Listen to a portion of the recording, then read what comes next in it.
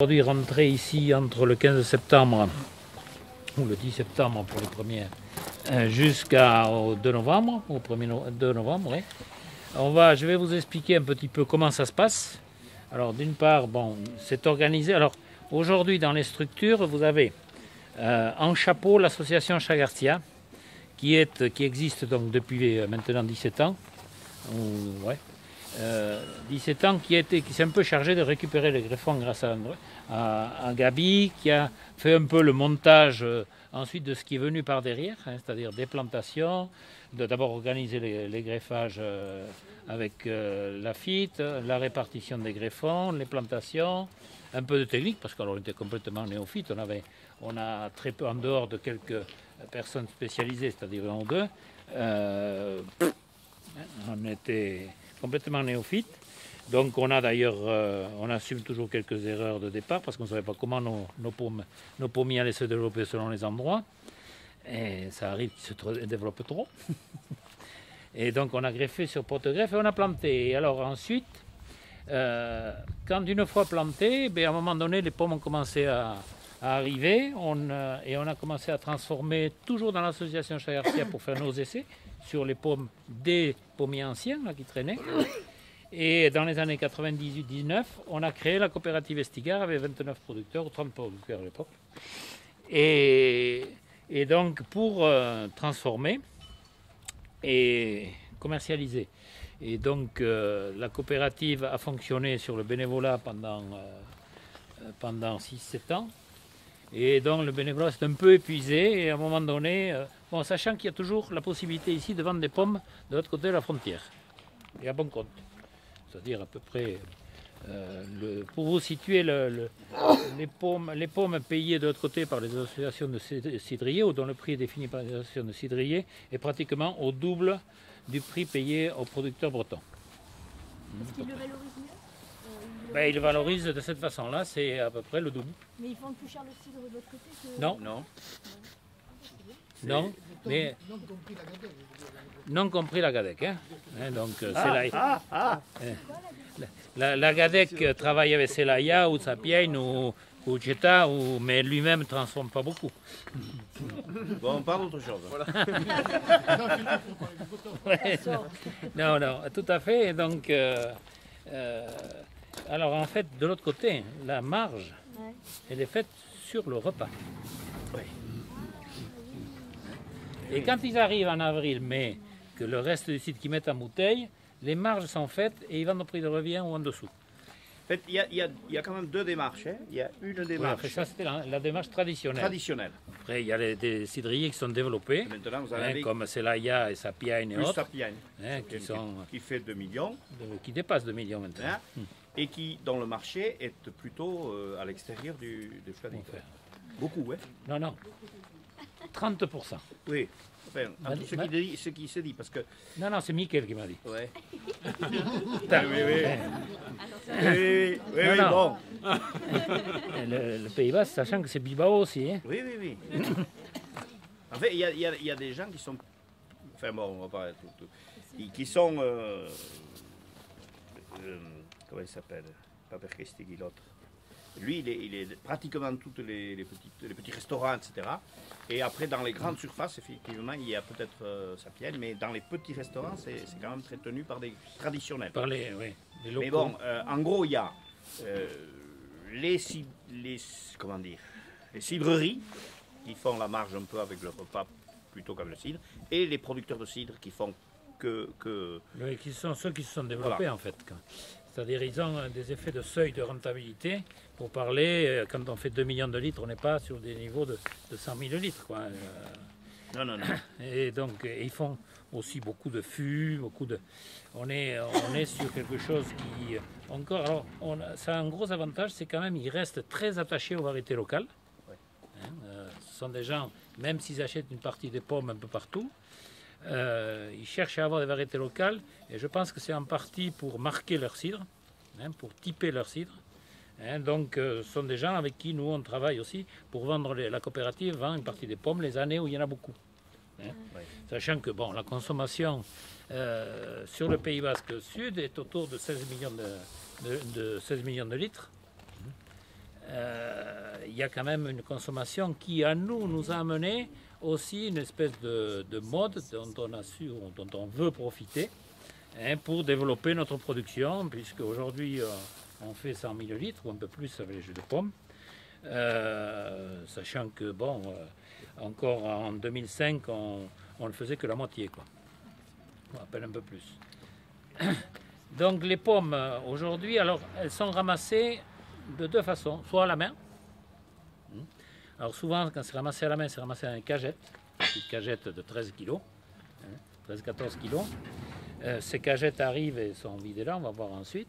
Soit en remorque ou en benne, selon la dimension et selon que si c'est ramassé avec des petites machines qui ont été mises en place il y a 3 ans.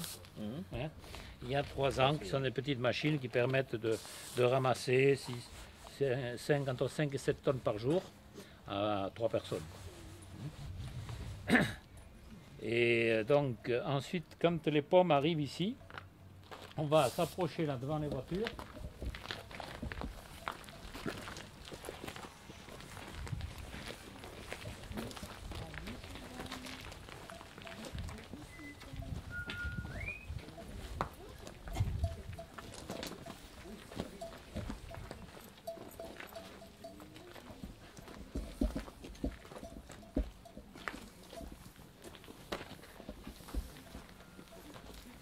Le premier principe, c'est qu'il faut savoir, c'est que la pomme est plus légère que l'eau, donc flotte dans l'eau. Donc le principe qui est utilisé pour amener les pommes jusqu'aux premiers appareils, c'est-à-dire jusqu'au broyeur, c'est d'abord l'eau.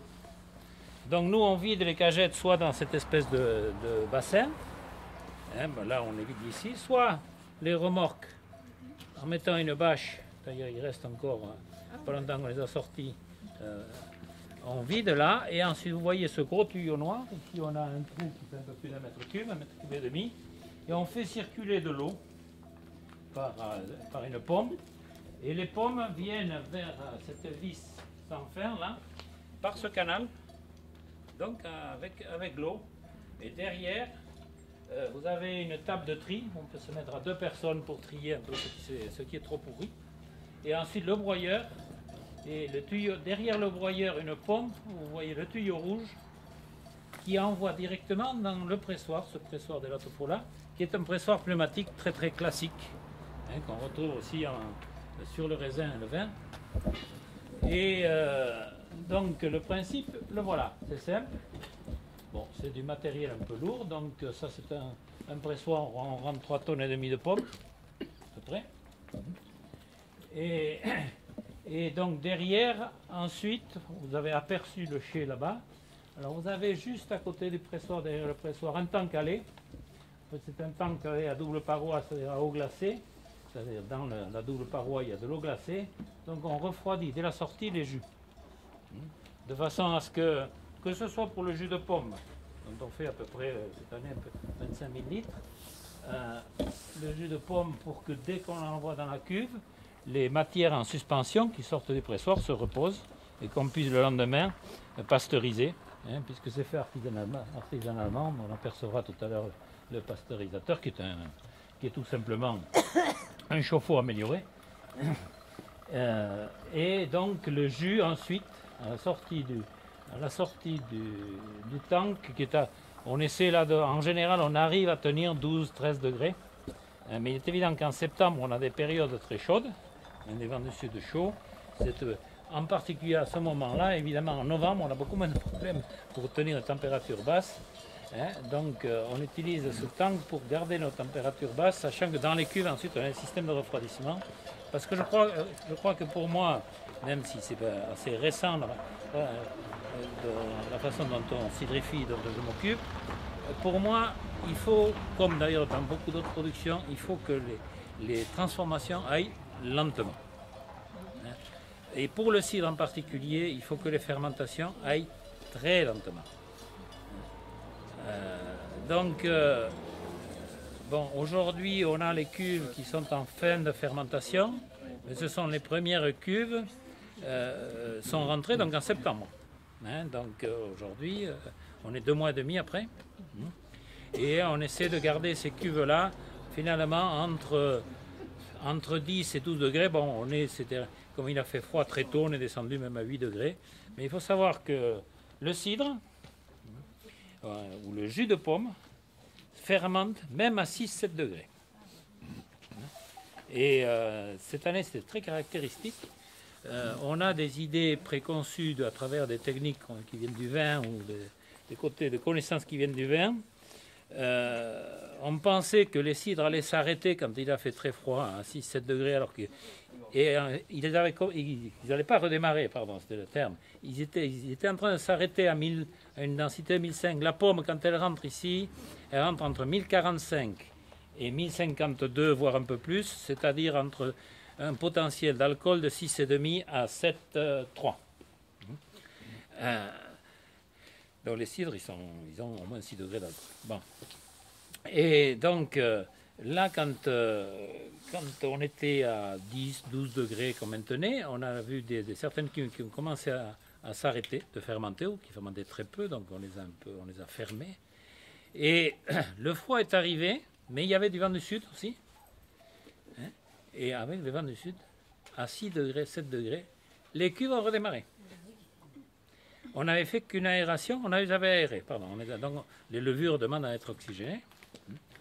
Et puis voilà, mais ça a redémarré. Et aujourd'hui, on a un cidre que l'on appelle, nous, le pétillant, hein, donc, qui est un cidre dans lequel on veut laisser du sucre. Alors la méthode qu'on utilise, c'est que quand on arrive à 1015 hein, de densité, on le filtre le plus serré possible et on le met en bouteille avec un muselet.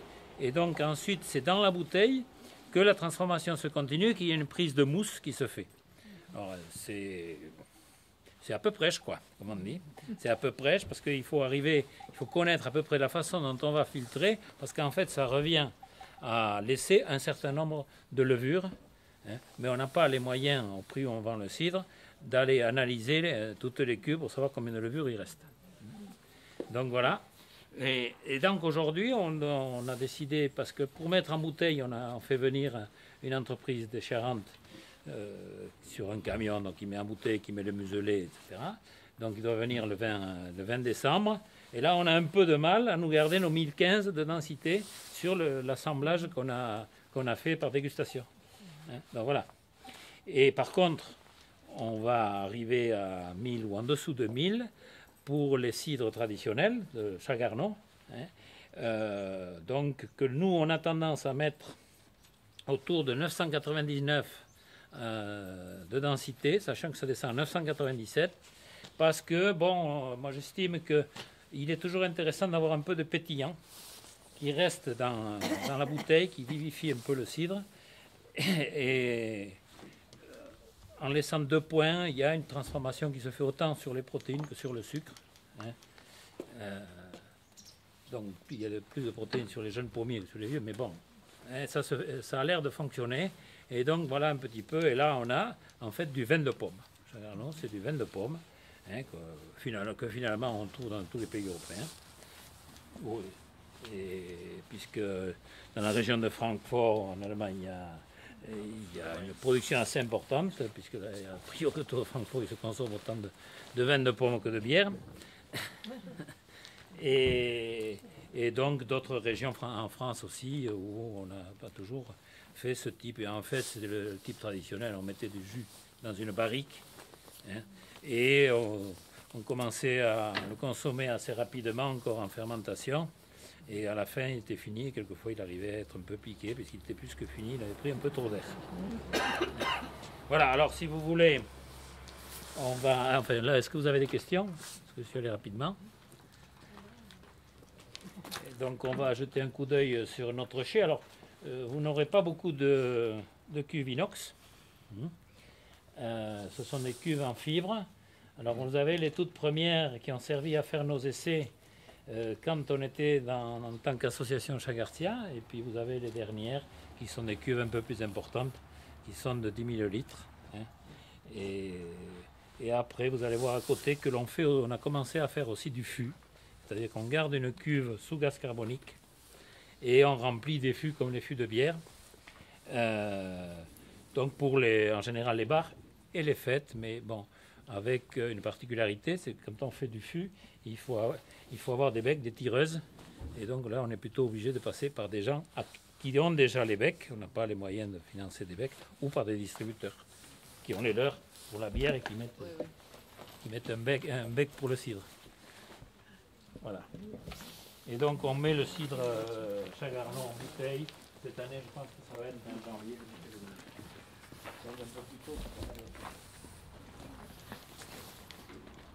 Alors, et ça, oui, j'ai oublié de dire ça. À quoi ça sert là? Quand ça a été pressé, les pommes ont été pressées, le marc, eh bien, on le vide dans une benne et on ne distille pas le marc. On l'utilise en compost. Moi, je le récupère moi-même, je le mélange avec du compost qui vient des déchetteries vertes. Ouais.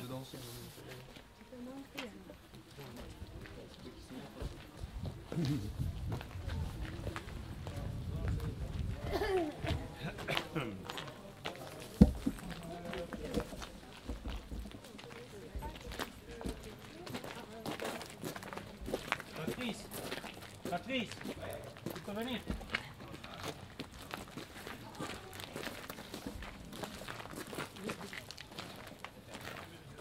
Ça mène à l'entretien, ce matériel, non?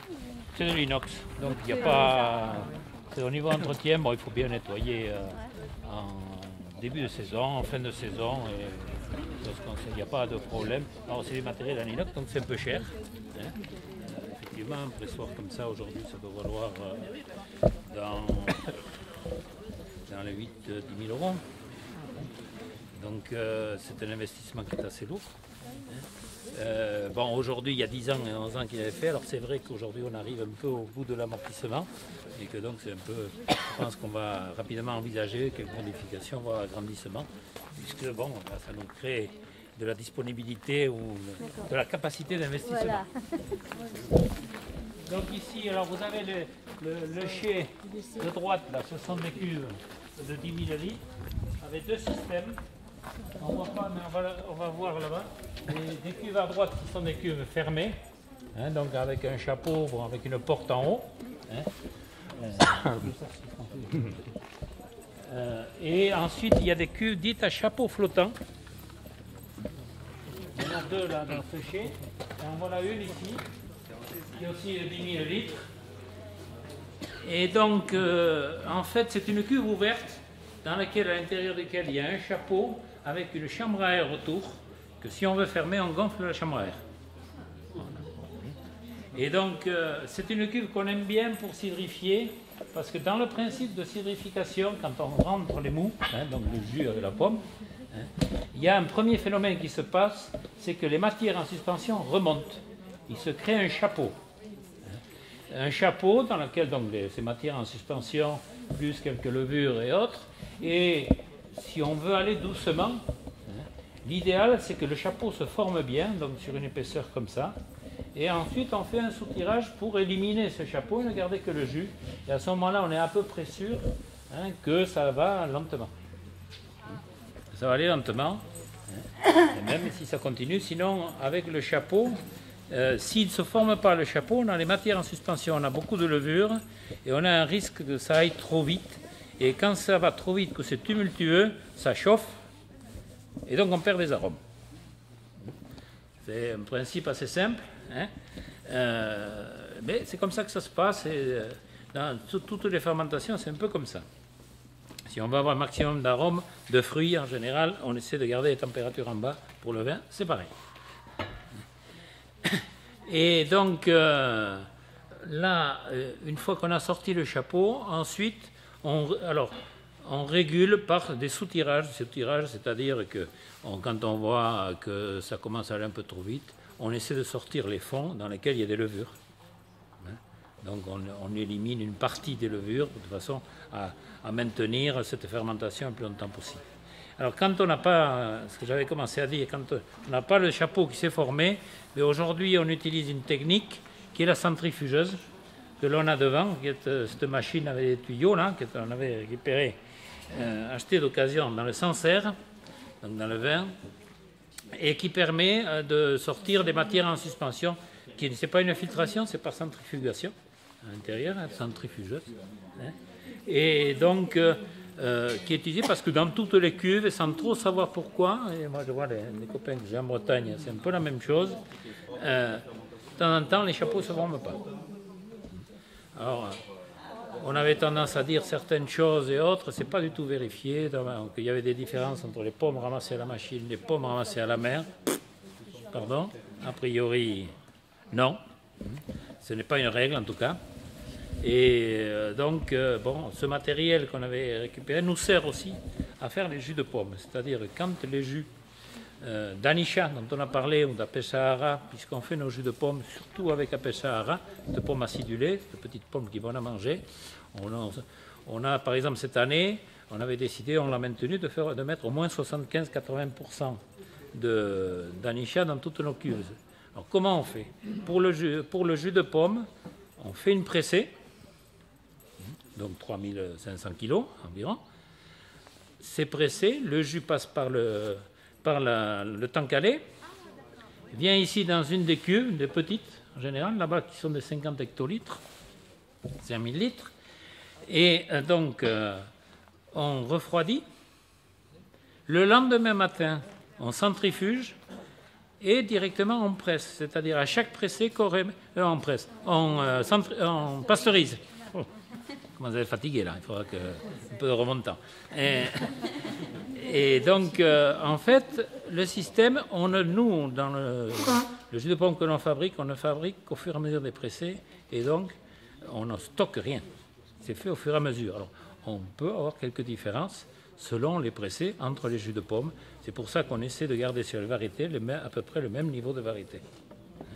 Voilà. Mais par contre, c'est absolument tout à fait naturel. Et il y a un peu de centrifugation, mais qui est un principe physique. Et donc, on met à peu près, on fait 2000 litres de jus de pomme, parce qu'on ne garde pas les fonds qui ont souvent qui ont un peu de matière en suspension, par jour, qu'on met en bouteille. On couche les bouteilles dans des casiers à bouteilles classiques, rouges. Et le lendemain matin, enfin entre-temps il y a l'autre pressé, on sort les bouteilles de ces cajots pour les mettre debout dans des palox. Donc il faut un minimum de 5-6 personnes par jour pour pasteuriser le jus de pomme, qui a intérêt à être bon derrière. Donc voilà. Et donc, si vous avez quelques questions, voilà, on a ici un chai où on rentre. En fait, il y a une capacité de cuverie de 120 000 litres, mais il faut toujours avoir une cuve, au moins une cuve de vide pour pouvoir transvaser et faire les assemblages.